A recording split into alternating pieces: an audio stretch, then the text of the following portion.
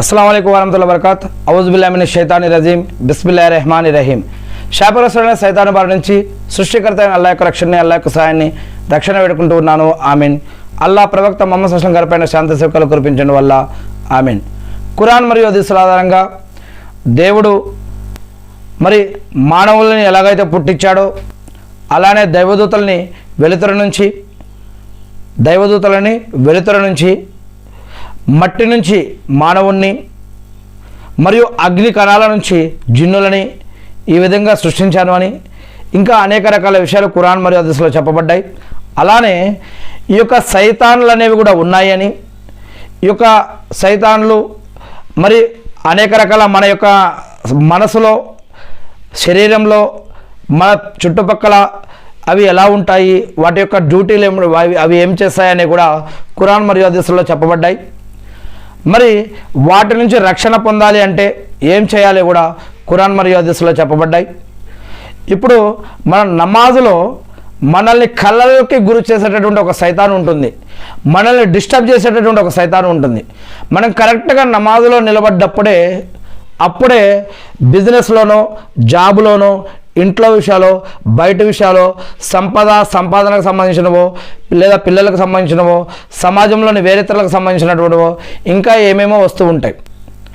మరి ఈ యొక్క విషయాలని మన మనసులో వేసి మనల్ని డిస్టర్బ్ చేసేటటువంటి సైతాన్ ఎవరు అంటే ఆ సైతాన్ పేరుని ఖంజాజ్ అని చెప్పడం జరిగింది. ఖంజాజ్ అనే ఒక సైతాన్ ఉంటుంది. ముస్లింలు నమాజులో ఉన్నప్పుడు వారి యొక్క ఏకాగ్రత కోల్పోయే విధంగా ఈ సైతాన్ ప్రయత్నిస్తూ ఉంటుంది.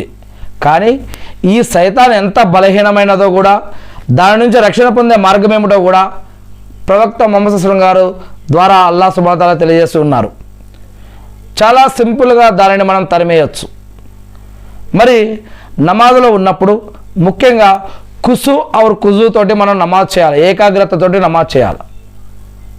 అందుకే 3 విషయాలు గురించి ఒకసారి జిబ్రీల్ అలైహిస్సలాం గారు మానవ రూపంలో వచ్చి ప్రవక్త ముహమ్మద్ సల్లల్లాహు అలైహి వసల్లం గారిని అక్కడున్న మానవులకి, సహాబాలకి ఆ విషయాలు తెలియజేయడం కోసం 3 ప్రశ్నలని మానవ రూపంలో దైవదూత జిబ్రీల్ అలైహిస్సలాం గారు వచ్చి ప్రవక్త ముహమ్మద్ సల్లల్లాహు అలైహి వసల్లం గారిని అడగడం జరుగుతుంది. ఇస్లాం అంటే ఏమిటి, ఇఖ్లాస్ అంటే ఏమిటి, ఇహ్సాన్ అంటే ఏమిటి అని.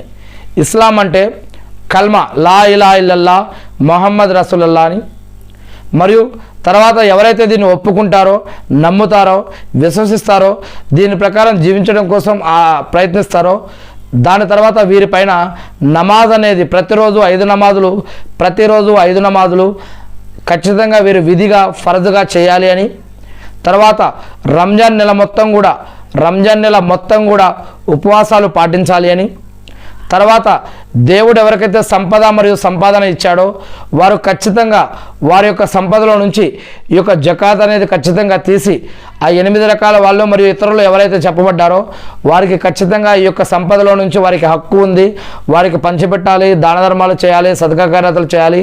దాన ధర్మాలు, సదకా ఖైరాతులు వేరు మరియు జకాత్ వేరు. ఎవరికైతే సంపాదన దేవుడు ఇచ్చాడో వారు ఖచ్చితంగా జకాత్ తీయాలి అని. మరియు ఇక 5వది స్తోమత ఉన్నవారు ఖచ్చితంగా హజ్ చేసి తీరాలి. మరి స్తోమత ఉండి కూడా ఎవరైతే జకాత్ ఇవ్వలేదో, హజ్ చేయలేదో వారిని కూడా దేవుడు ప్రళయదినం రోజు ప్రశ్నించడం జరుగుతుంది అని. ఈ యొక్క 5 విషయాలు కల్మా, లా ఇలాహా ఇల్లల్లాహ్ ముహమ్మద్ రసూలుల్లాహ్, తర్వాత నమాజ్ ప్రతిరోజు 5 నమాజులు, దాని తర్వాత రంజాన్ నెల మొత్తం ఉపవాసాలు, దాని తర్వాత జకాత్, దాని తర్వాత హజ్. ఈ 5 విషయాలు ఇస్లాం యొక్క స్తంభాలు. ఇస్లాం ఈ యొక్క 5 విషయాలపైన ఆధారపడి ఉందని. తర్వాత మరి ఈమాన్ అంటే ఏమిటి అంటే, ఈమాన్ అంటే దేవుడు అనేవాడు ఖచ్చితంగా ఉన్నాడు, అల్లా అనేవాడు ఖచ్చితంగా ఉన్నాడు, ఆయన 7వ ఆకాశం మీద అర్ష్ పైన ఉన్నాడని మనం ఖురాన్ మరియు హదీసుల ఆధారంగా విశ్వసిస్తాం. ఆయన అక్కడి నుంచి సృష్టి మొత్తాన్ని ఆయన యొక్క శక్తి సామర్థ్యాల ద్వారా ఆవరించి వ్యాపించి ఆయన యొక్క శక్తి సామర్థ్యాల ద్వారా దీన్ని నడుపుతున్నాడని, ఆయన ఒక ప్రాణిని పుట్టించడం, దాన్ని పోషించడం, దానికి పుట్టుక మరణాన్ని ప్రసాదించడం, దాన్ని పోషించడం, ప్రతి ఒక్క ప్రాణిని చేయడం, ప్రపంచంలో ఉన్న ప్రాణులందరినీ ఒకటే క్షణంలో దాన్ని ఆయన ఆపరేట్ చేయడం, అన్నీ కూడా ఆయనకు ఒక్క ప్రాణితో సమానమని. మరి ఆయన ఆ అల్లా అని ఆయన ఖచ్చితంగా దేవుడు అనేవాడు ఖచ్చితంగా ఉన్నాడు అని. అదేవిధంగా దేవుడు దైవదూతలను ఎన్నుకున్నాడు అని, దైవ ప్రవక్తలను ఎన్నుకున్నాడు అని, దైవ గ్రంథాలు ఉన్నాయి అని, అదేవిధంగా ప్రళయ దినం లేదా తీర్పు దినం లేదా జడ్జిమెంట్ డే ఉంది అని, అదేవిధంగా తక్దీర్ లేదా నసీబ్ లేదా విధివ్రాత అనేది ఉంది అని, ఈ యొక్క 6 విషయాలపైన విశ్వాసాన్ని ఈమాన్ అని అంటారు. ఇస్లాం అంటే 5 విషయాలు, ఈమాన్ అంటే 6 విషయాలు అయిపోయాయి కదా. ఇప్పుడు 3వ ప్రశ్న, ఇఖ్లాస్ లేదా ఇహ్సాన్ అంటే ఏమిటి? ఇఖ్లాస్ లేదా ఇహ్సాన్ అంటే మనం నమాజ్లో ఉన్నప్పుడు, ప్రార్థనలో ఉన్నప్పుడు ఎటువైపు అయితే మనం కిబ్లా వైపు, మక్కాలో ఉన్నటువంటి మరి ఏదైతే కాబా వైపు, అజుమ్రాలు చేసే కాబా వైపు మనం ఎక్కడైతే ఉన్న ప్రపంచంలో ఎటువైపు ఉన్న అటువైపు తిరిగి నమాజ్లో నిలబడి మరి యొక్క ఇంట్రెస్ట్ తోటి, ఏకాగ్రతతోటి, దేవుడి పట్ల భయం, భక్తి, గౌరవం, మర్యాదతోటి అటువైపు దృష్టి సారించి, అంటే మన యొక్క ఎక్కడైతే ఈ యొక్క సజ్దా ఎక్కడైతే చేస్తామో అక్కడ మన యొక్క కంటి చూపుని పెడుతూ, అదే దేవుడు మనల్ని చూస్తున్నాడు లేదా మనం దేవుడు ముంగట నిలబడ్డం అనే భయం, భక్తి, గౌరవం, మర్యాద, దేవుడు మనల్ని చూస్తున్నాడు లేదా మనం దేవుడి ముందు నిలబడ్డం అనే ఈ యొక్క భయం, భక్తి, గౌరవ మర్యాదతో, నమ్మకంతో ఏదైతే ఆరాధన చేస్తామో ఈ యొక్క నమ్మకాన్ని, ఈ యొక్క భయాన్ని లేదా ఈ యొక్క ఆరాధనని, ఈ యొక్క నమ్మకాన్ని మనం ఇఖ్లాస్ లేదా ఇహ్సాన్ అని అంటారు. దేవుడు మనల్ని చూస్తున్నాడు లేదా మనం దేవుడి ముందు నిలబడ్డం అనేది. ఇది కేవలం ఒక నమాజ్లోనే కాదు. ఈ ఇఖ్లాస్ అనేది లేదా ఇహ్సాన్ అనేది జీవితంలో ప్రతి విషయంలో కూడా, ఇంట్లో, బయట, కారోబార్లో, బిజినెస్లో, వ్యాపారంలో, జాబులో, నడుస్తున్నప్పుడు, పడుకునేటప్పుడు లేదా ఏదైనా మాట్లాడుతున్నప్పుడు, తింటున్నప్పుడు, ఏం చేస్తున్నా సరే ఈ యొక్క ఇఖ్లాస్ అనే లేదా ఇహ్సాన్ అనే భావనతోటి మానవుడు జీవించాలని దేవుడు చెప్తున్నాడు. అంటే దేవుడు మనల్ని చూస్తున్నాడు, దేవుడు మనల్ని చూస్తున్నాడు భయం, భక్తితో ఉండటాన్ని దీన్ని ఇఖ్లాస్ లేదా ఇహ్సాన్ అని అంటారు.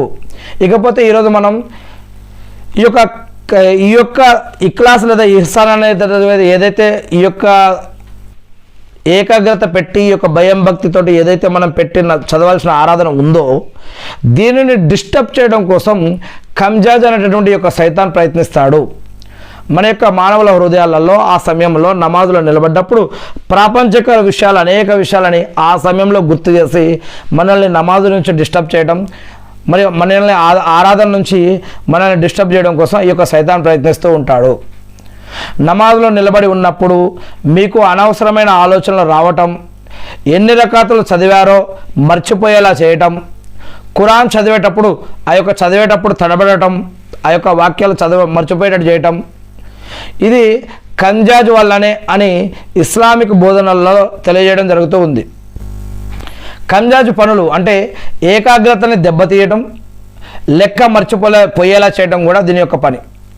మనం నమాజులో ఉన్నప్పుడు పాత విషయాలను లేదా పనికిరాని విషయాలను, మరి ఈ యొక్క లోకంలో ఉన్న అనేక విషయాలను ఆ సమయంలో గుర్తు చేస్తూ ఉంటాడు. మరియు లెక్క మర్చిపోయేలా చేయటం, ఎన్ని రకాలు చదివాము, పూర్తి చేశాము అని మనలో సందేహం కలిగిస్తాడు కూడా. మరియు 3వది భయం లేదా అలసట, నమాజ్ త్వరగా ముగించాలని మనకి తపన కలిగిస్తూ ఉంటాడు. ఇక గోక్కోవటం, నిద్ర వచ్చేటట్టు చేయటం లేదా తొందరగా వెళ్ళిపోవాలని చెప్పి ఇలాంటి రకరకాల ఆలోచనలు అన్నమాట. దీని నుండి రక్షణ పొందే మార్గాన్ని కూడా ప్రవక్త ముహమ్మద్ సల్లల్లాహు గారు చూపించారు. ఏమిటది? సహీ ముస్లిం హదీస్ గ్రంథంలో ఈ యొక్క విషయం ఉంది. ఉస్మాన్ బిన్ అబీ రజల్లా గారు తెలియజేస్తూ ఉన్నారు. అబీ అల్ అక్కాస్ రజల్లా గారు తెలియజేస్తూ ఉన్నారు ఏమని? ప్రవక్త ముహమ్మద్ సల్లల్లాహు అలైహి వసల్లం గారు ఈ విధంగా తెలియజేశారు.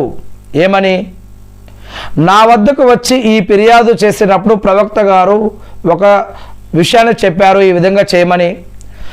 అవుజు బిల్లాహి మినష్ షైతానిర్ రజీమ్ అని మీ మనసు లోపలే అనుకొని, అవుజు బిల్లాహి మినష్ షైతానిర్ రజీమ్ అంటే శాపగ్రస్తుడైన సైతాను బారి నుంచి సృష్టికర్త అయిన అల్లాహ్ యొక్క రక్షణని, సహాయాన్ని నేను వేడుకుంటున్నాను అని దీని యొక్క అర్థం.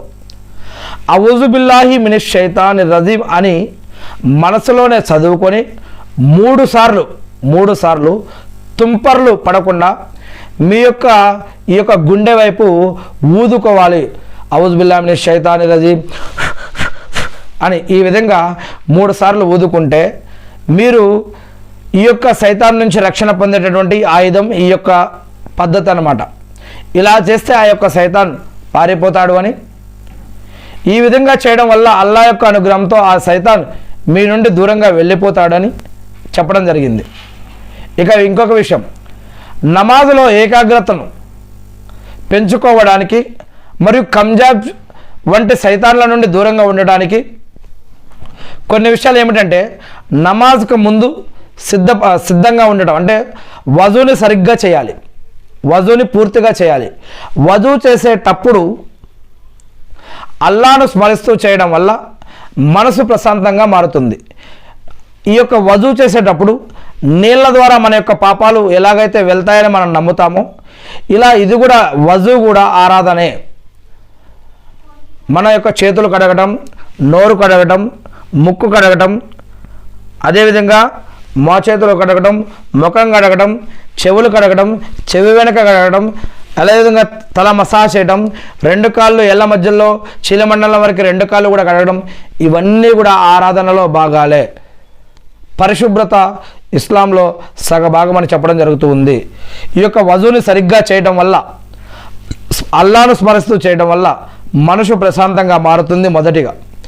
రెండవది అర్థం తెలుసుకోవడం వల్ల, మనం నమాజ్లో ఏం దువాలు చదువుతున్నాం, ఏం సూరాలు చదువుతున్నాం, ఈ యొక్క అర్థాలు తెలుసుకోవడం వల్ల కూడా మనం నమాజ్లో చేసే సూరాలు తస్బీహ్ల అర్థం తెలుసుకుంటే మనం ఏం చదువుతున్నామో దానిపై మన యొక్క మనసు లగ్నం అవుతుంది.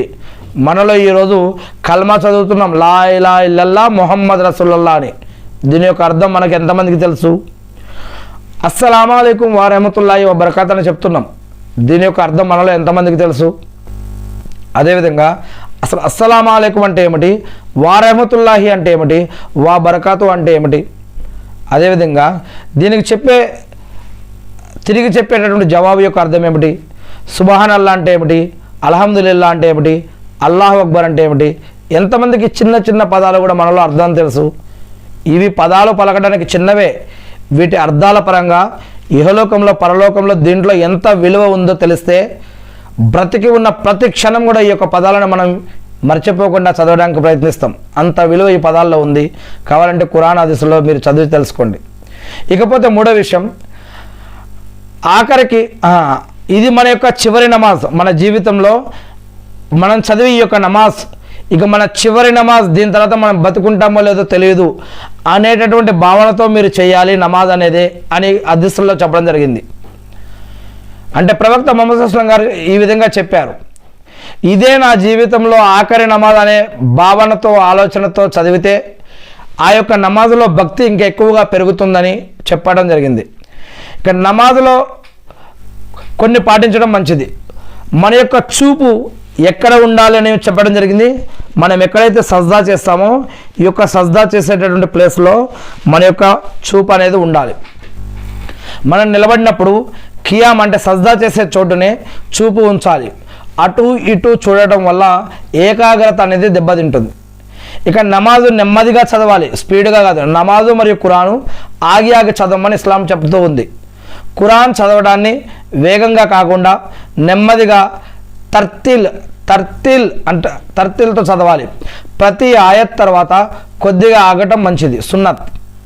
ఇక కదలికలు తగ్గించడం, అనవసరంగా బట్టలు సర్దుకోవడం లేదా గోక్కోవడం, జుట్టు సరి చేసుకోవడం, ఇలాంటివి కూడా మనం తగ్గించేయాలి లేదా వదిలేయాలి.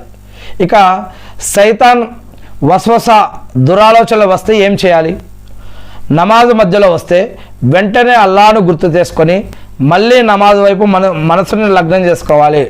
నేను అల్లాహ్ ముందు నిలబడ్డాను, ఆయన నన్ను చూస్తున్నాడు అనే భావన ఈసాన్ లేదా ఇఖ్లాస్తో ఈ యొక్క మనసులో ఈ భావన తెచ్చుకొని మనం నమాజ్ చదవాలని ఖురాన్ మరియు హదీసులు ఇస్లాం ద్వారా తెలియజేయడం జరుగుతుంది.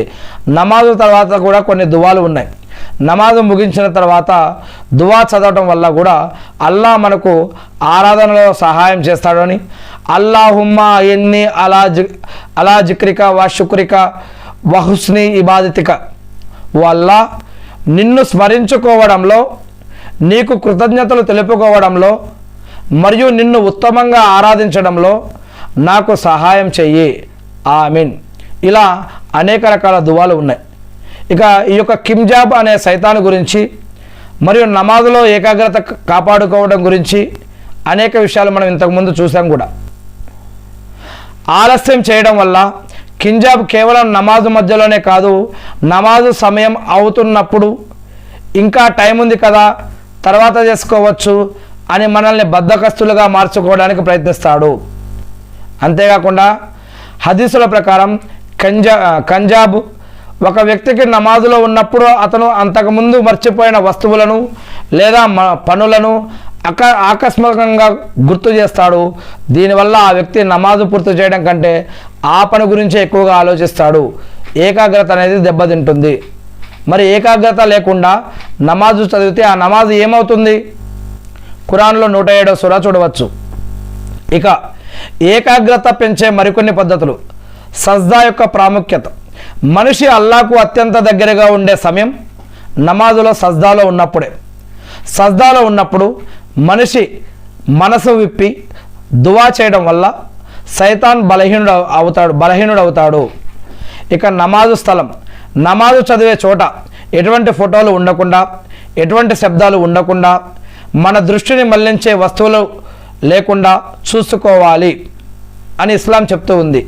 వీలైనంత వరకు ప్రశాంతమైన చోట నమాజు చేయడం వల్ల ఏకాగ్రత అనేది కలుగుతుంది. ఇక తయమ్మం లేదా మానసిక సిద్ధత.